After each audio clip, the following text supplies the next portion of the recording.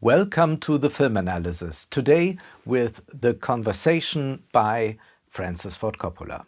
Released in 1974, this existentialist thriller remains relevant even so many years later. Francis Ford Coppola has created a timeless masterpiece mattering more than ever.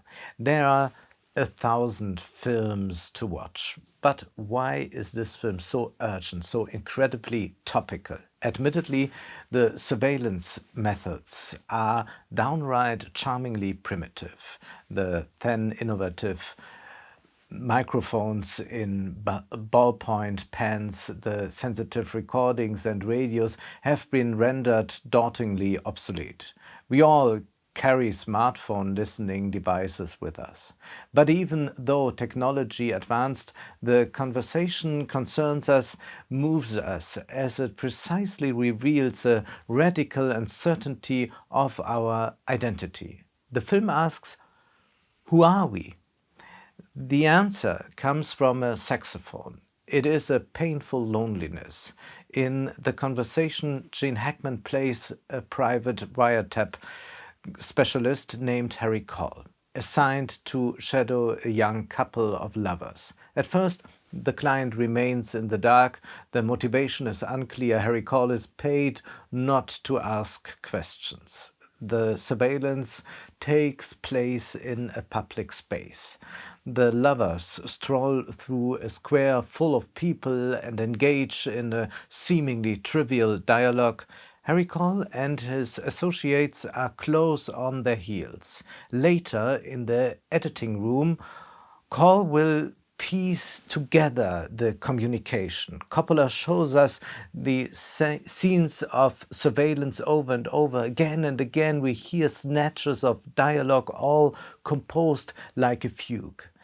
At the same time, Coppola reflects on the craft of filmmaking.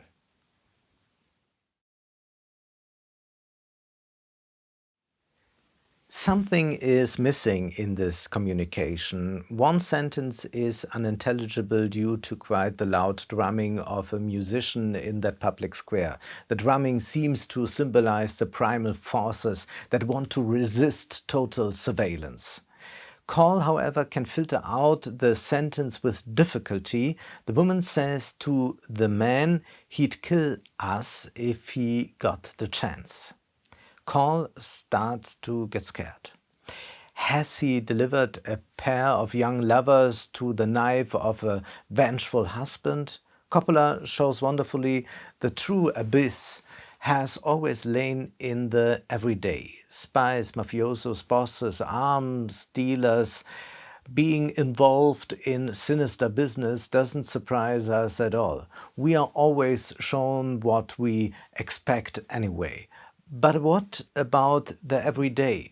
Francis Ford Coppola begins his film in an everyday way. He introduces us to a scene of urban trivia and at the same time triggers a sense of unease in us and his characters. The camera closes slowly in from above, from a bird's eye view, an enormously famous scene in film history, and suddenly we spy this couple.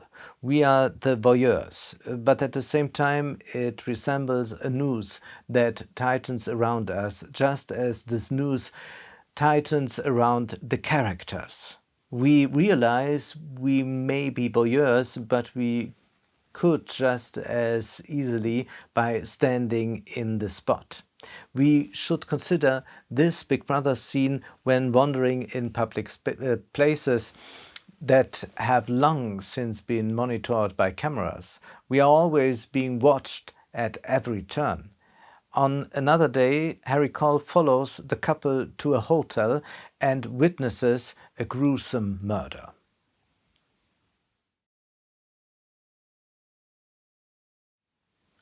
Harry Cole is a detective in search of something substantial, of a deeper truth.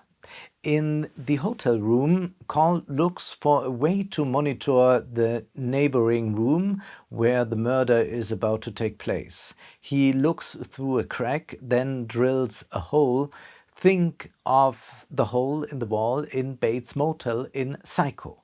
Call's search is invasive, like an operation. Sexual penetration comes to mind. Maybe there is some truth in there somewhere, but there is no truth.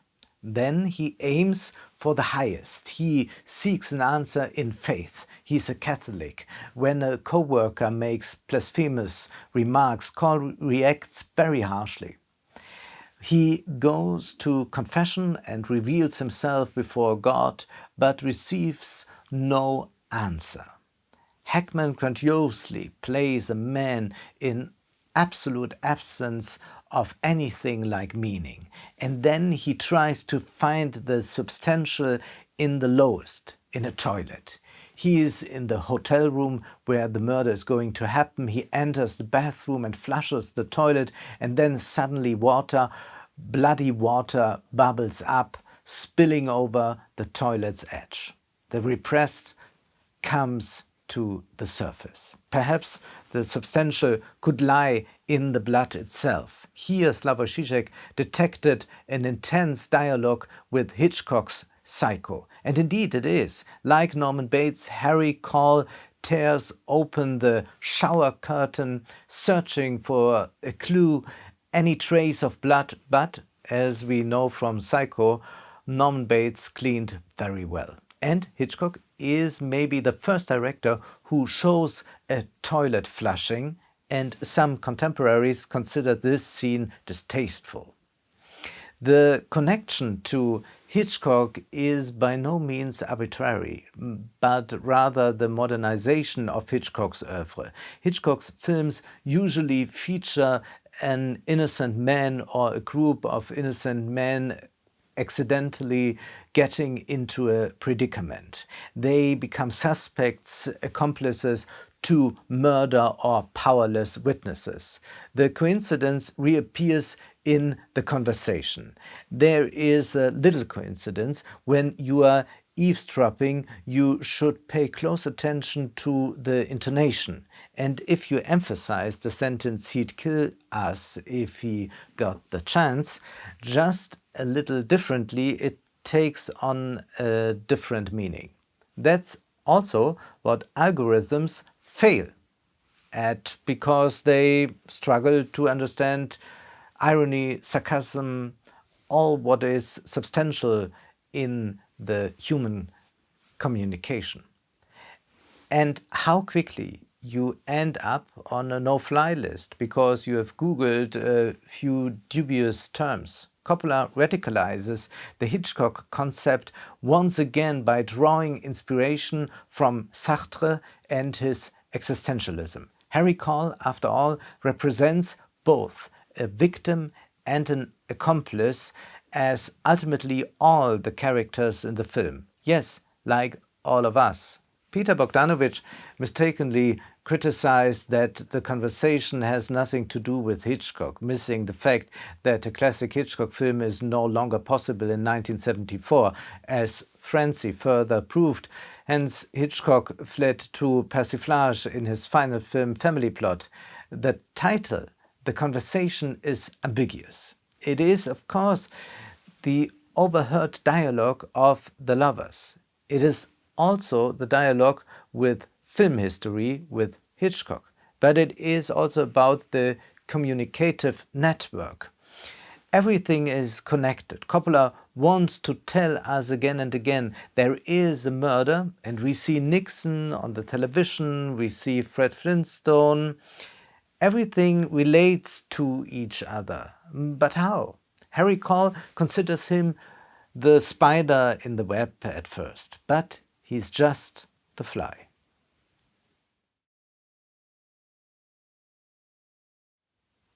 I have nothing to hide, a common stupid person's phrase regarding total surveillance. Harry Call is diametrically opposed to today's people.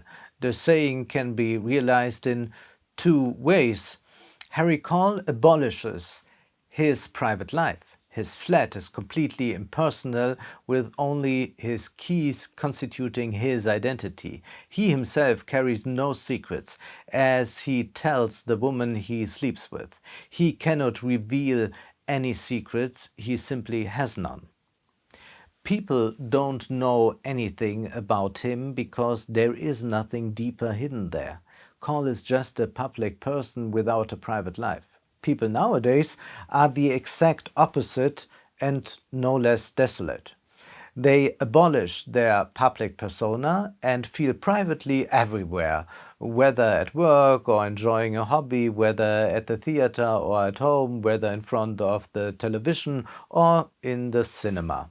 They no longer carry any public role, incapable of controlling their feelings, bullying us with their intimacy. Just consider sweatpants and the omnipresent mobile phone conversation.